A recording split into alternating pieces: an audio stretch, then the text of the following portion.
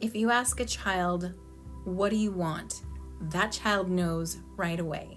If you ask a child, do you believe you're going to get it? They'll tell you, oh yeah, 100%, all in. If you ask a child, how's it going to happen? You know what they'll say? I don't know. But they know they're going to get it. And that's the kind of energy we all need to get back to make our big dreams happen.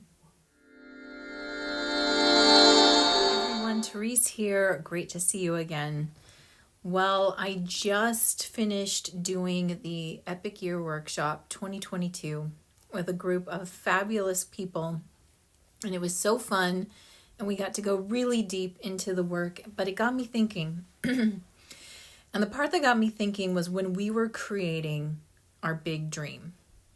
And what we're taught about dreaming, or, the sort of social conditioning around dreaming, especially lately.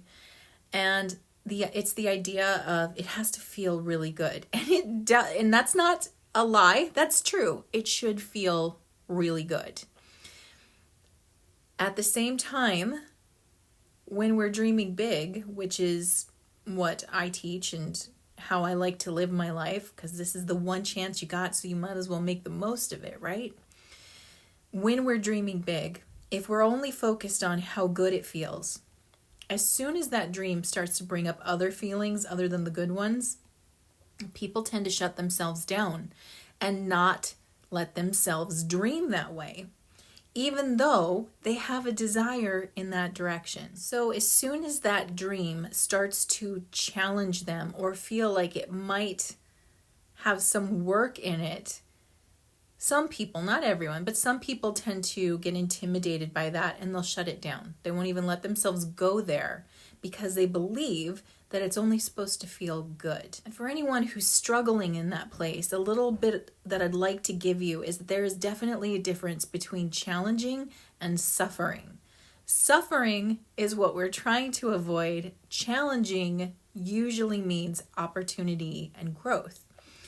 And it's really interesting how our ego tries to say anything that's hard is suffering, whereas that's not necessarily true. And it is one of the ways our ego shuts us down. Now, why would your ego not want you to get your big dream? Because if you're getting your big dream, you're getting out of your ego, which means your ego is no longer in control, and it's probably going to go kind of quiet, or at least have less impact in your life. And the ego's whole thing is about survival. It needs to survive. It wants to be in charge and in control. And if it can sense that you're going to outgrow it, then it will trick you into believing that anything challenging means suffering, means bad, means don't do it. So as you're reaching for what you want in your life, notice if you're reaching in a way where you're staying inside a comfort zone. So when we stay inside a comfort zone, what we're guaranteed is to stay the same. Not a lot's going to change. And the ego likes that because eventually that will cause suffering, but a different it does cause suffering. It's funny, right? Like the ego's like, don't go there because you'll suffer. And yet the end result of not going outside your comfort zone is suffering, which the ego actually wants, because then it's in control. Then whatever its programming is for you, and most people have an ego that programs them that they're not enough. So it gets a lot of fodder out of you suffering in smallness.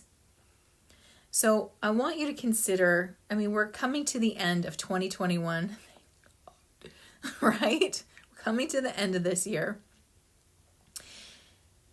And so we're naturally leaning towards what do I want for my life for the coming year? You're already going there. So what I'd like to offer you is just a little challenge to push yourself outside that comfort zone, even if you can't figure out how you're going to make it happen. So part of dreaming big is dreaming past what you think is possible, right? And here's the deal I find really interesting. Some people take that advice and they run with it. They're like, okay, then I'm going to have this life with these things and all of these experiences, and they love it. Their brain thrives on that. There's another group of people who they're like, that's not, I don't know how I'm going to make that happen, so I'm not even going to let myself go there, because if I can't figure it out from here, then it's not possible. Right? And I love working with that group because I love breaking down that limiting belief and showing them that, first of all, that's the first hurdle you have to jump. So when I ask you, can you dream bigger than what you think you're going to get? Can you do it? Take a moment, be honest with yourself, because no one's going to know. It's just you. Can you do it? Will you let yourself do it? Or does this voice kick in that goes, you know what? I mean, that sounds nice, but it also sounds like wishy-washy fairy tale stuff, because I don't know how that's going to be possible. That's a hurdle right there. And that was set up by the ego to keep you the same and small. It's asking you not to challenge yourself because it's telling you you don't know how to make that happen. Here's the truth. You don't. You don't know how to make that happen. This current version of you has not done it yet and cannot do it from the comfort zone you're in. It's going to take something extraordinary to create that kind of goal. It's going to take you pushing yourself outside of your own comfort zone to find out how you make it happen. So it's interesting when I watch people who won't even let themselves have it in their head. That's how you get over the first hurdle. So if you are struggling in a way of like, I can't let myself go there because it's not practical, then what you need to know is that the first hurdle for you is to let yourself have it in your head. Because if you can't let yourself have it up here, you'll never let yourself have it out here. If you can do that for yourself, you've just broken the first limit and you've just broken the ego down a little bit. And that's where the fun begins, because now you're allowing yourself to dream with the intention of, I don't know how yet, but I know I'm going to get it.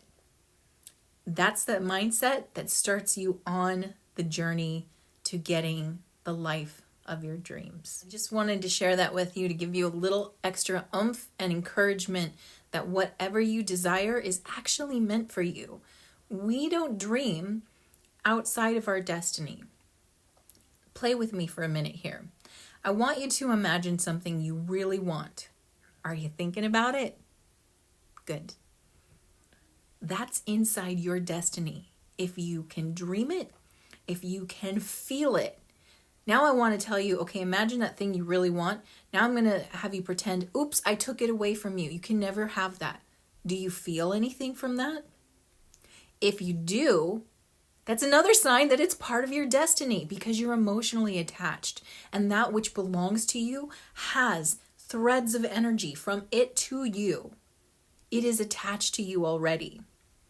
And if you can feel good emotions toward it or negative emotions toward it, it means it's charged and it's yours. Okay, put that one aside.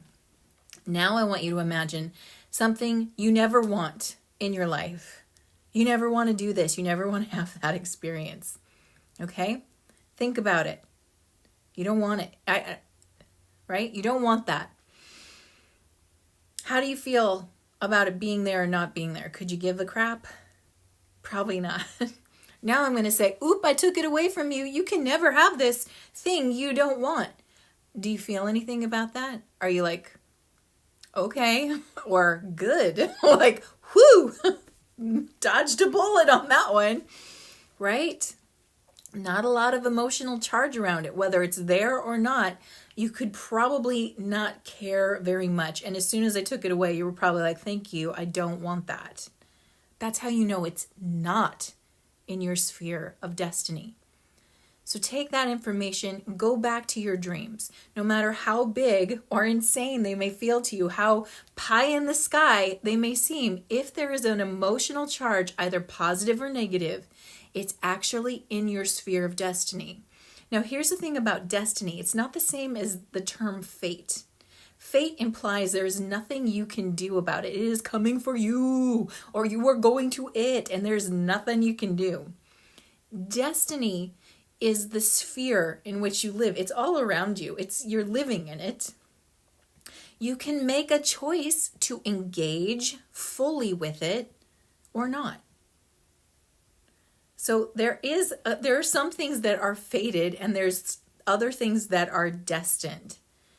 And fate usually happens on the road that you take to avoid it.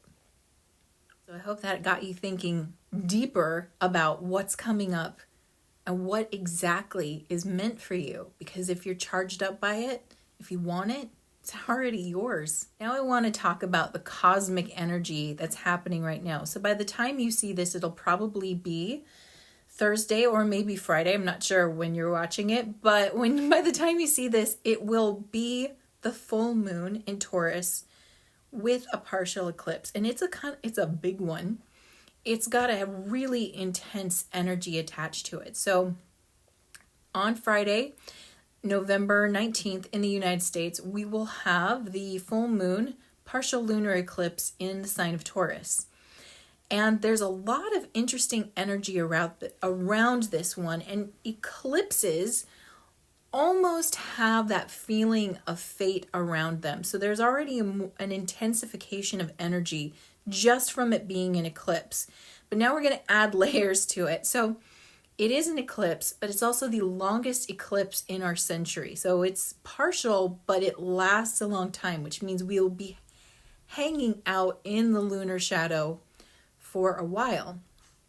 And eclipses with the shadow energy do talk about like what is hidden or what needs to come up, or the shadow work around this area that needs to be done. Now add to that the fact that it's a blood moon, right? Which also intensifies the energy a little bit. There is also the blood moon usually represents a type of sacrifice. So in a negative sense, there's that kind of sacrifice, but in the positive sense, it's sort of like, this is what you need to let go of now. So think about that. Shadow stuff coming up that you need to let go in the sign of Taurus, which is dealing with, Taurus deals with the house of worth. So it deals with the earthy things, the material things, but it also is dealing with a feeling of worth and worthiness. So I do think this comes up for people during this energetic period. Already inside the sort of window of the eclipse, people are feeling that energy. A lot of heavy feelings come up during this time. And just a really interesting note is it's also pointing at a fixed star, this eclipse, that has a negative connotation, and I cannot remember the name of this star to save my life. It's a more negative star, and the story around it has a lot of negative energy. And I want to say it's like Al Ghul? That's not right. I don't know. All I know is that having an eclipse pointing at a star that has a lot of negative connotations also implies that the letting go of the shadow around worth is going to be something that creates a more intense, fearful energy in us. It's going to bring up the deep wounds. But again, knowing that the universe itself is loving, it's divine, and it's always working towards the highest good. All of this comes up so it can be healed. It's just interesting because it comes to the surface at this time. So it's interesting that we're doing this work around goals on the verge of this eclipse that's going to cause you to sort of consider worth or worthiness or what you have and how you're feeling about it, especially feelings of scarcity or lack or not enoughness coming up to the surface. So it's interesting that if you try to work on goals at this time, you might be met head on with those feelings. Like, I'm not worthy of this. This is too big. Maybe my life doesn't get to be that big, or maybe I don't deserve this. That can all come up while you're doing this work. And like I was saying earlier, that we're so conditioned to think that only the positive emotions come with us on this journey. And the truth is that as soon as you start reaching for what you want, yes, of course, positive comes up, but so does everything that's been getting in your way the whole damn time, which is why you haven't gotten it yet, right? If you got something you wanted already, you've already processed everything around that.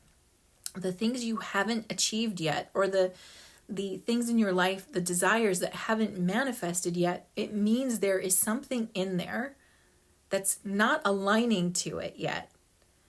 And part of this window is, part of how the universe works. It's not all just bubbles and rainbows, right? Sometimes we have to go down into the depth and look at what keeps me anchored, what keeps me static, what is causing me to almost go stale or even decay in some areas, and how do I clear this out? So even cycles of time work like this. Like I said, we have ascension, rising cycles, and descension, de-evolving cycles of time. And this is just the nature of creation. If you've ever had an opportunity to have a hypnosis session or go into deep meditation, what you'll find is that there's an energy of building up and breaking down, and it's a repetitive cycle, right? So nothing's ever the same, nothing ever stays, but nothing ever staying is also really positive, because when something breaks down, it will be built back up, including ourselves. So as we reach towards something, we imagine that this is going to take us on a high, and it does, but it's also going to break something down that isn't serving you, is keeping you stuck, keeping you playing small. It's going to cause you to face yourself in the areas that maybe you haven't yet. And that's part of the whole process. So when you find that you're reaching for something big and negative or challenging emotions come up, instead of seeing it as a sign that maybe this isn't for you, rather see that, oh my goodness, the work has begun and I'm on the descent into the depth of myself so I can pull something up and out that I need. Because our tools aren't just in our light, they're also in our shadow as well. And this time period is basically letting you know, hey, you're about to go down into the descent right now. It's like Persephone going into the underworld at this time. But she's also a master down there herself. And so that story sort of helps us to understand that just because we go into a descent, just because we learn things about ourselves or have to go into our own shadow, doesn't mean we're losing power. In fact, there's a different power down there. And we're meant to bring it back up to the surface. So the story of Persephone itself, it shows you cyclical energy and how it works. And so do the seasons. And so does time. It's beautiful. It's always like reflecting back to you. Like, this is the story. This is the journey. This is what it looks like. It's all around us so that we remember that just like the earth has seasons, so do we. And right now, we're going to go on a little bit of an underworld journey to find deeper power within ourselves. And with that, let's take a look at the karma cards and see what they have to say. For those who are new to karma cards, let me quickly show you how these work. I have 3 decks here: planets, signs of the zodiac, and the houses of astrology. And I've already asked my team in spirit, what is the message you have to share with us this week? And I have 2 sets of answers. One in red, which are action related, and one in blue, which are outcome related. And the way that you play is you tune in intuitively and see, what do you need right now? Do you need action related answers or outcome related answers? While you're doing that, let me tell you the timing for this reading. This reading is for today, November 17th through November 24th, day before Thanksgiving in the US. All right, the flavor of this reading, we've got Jupiter, which, yeah, if we're going to have to go into a descent, I like that Jupiter is coming with us. All right, in dreamy Pisces, the sign that represents both psychic activation and the subconscious mind, which is a type of underworld for us. Oh, it keeps getting better. In the 5th house of creativity and fun. So what are you saying, team? This might be fun? Right, for those who chose action, your spiritual action at this time, learn or teach your dreams with the trust of a child. Well, there you go. We just talked about this. Learn or teach your dreams with the trust of a child. I kind of feel like it's learn right now your dreams with the trust of a child. So again, you don't have to know how you make your dreams work. You just have to know what they are. Ask for what you want. Let the how be shown to you. And that means trust in it, right? Let yourself dream big. Believe 100% you're going to get it. And just like a child would learn how to do something, like a child knows, I'm going to be an adult someday. They know that 100%. They have knowing. How? If you ask them how, they'll say, I don't know. But they know. And that's the kind of energy we need to have towards our big dreams. Mental action at this time. Be positive about your idealization of fun romance and making art.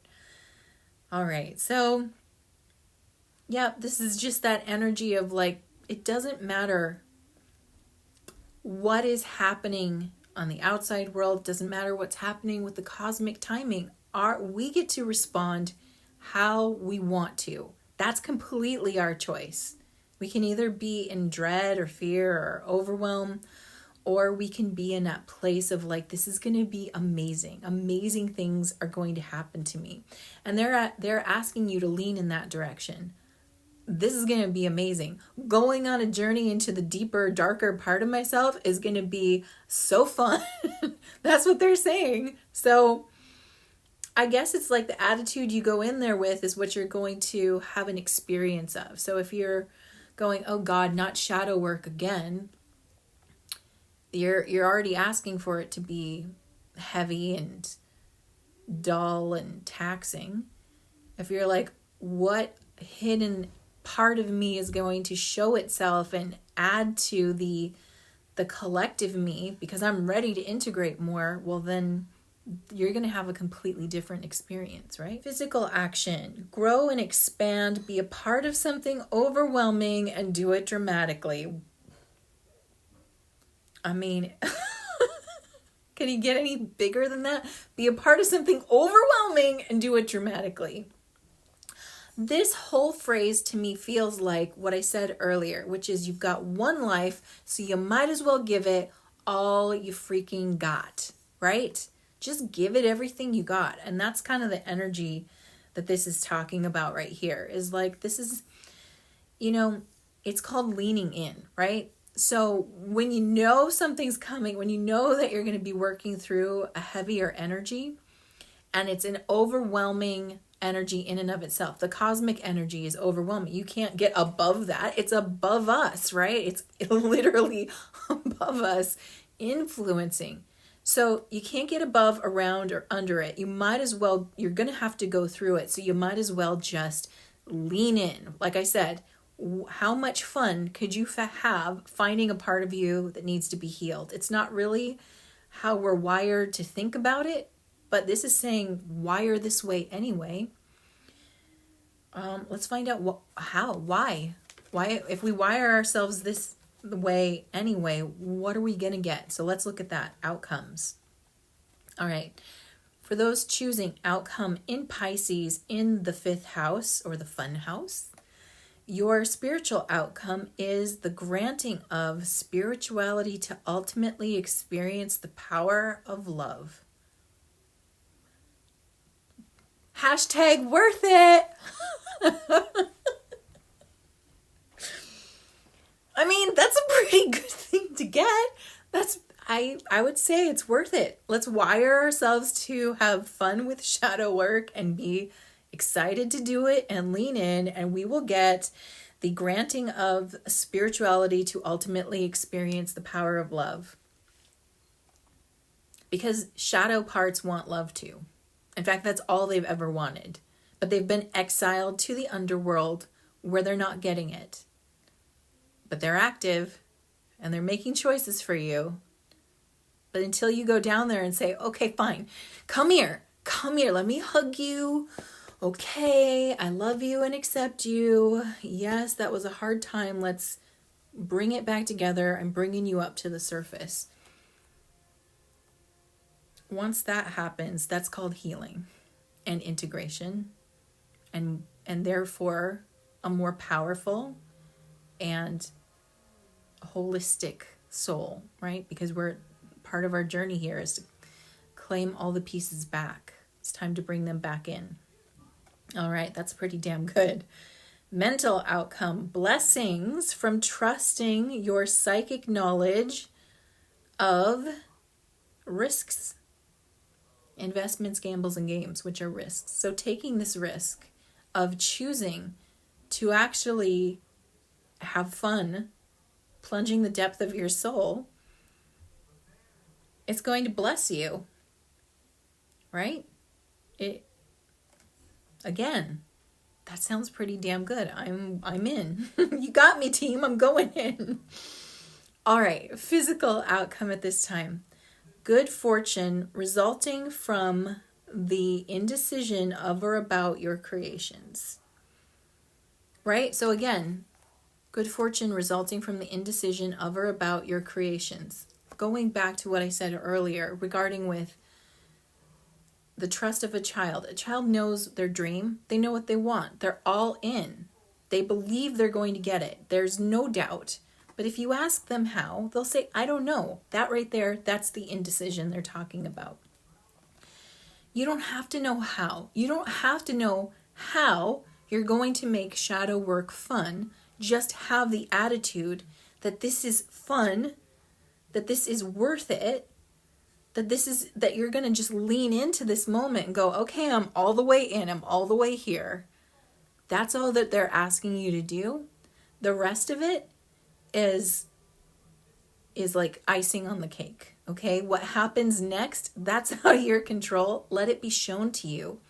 Let yourself continue to lean into every moment, even if you find yourself like in tears and laughing at the same time, like this is so effing painful and I'm so happy I'm here.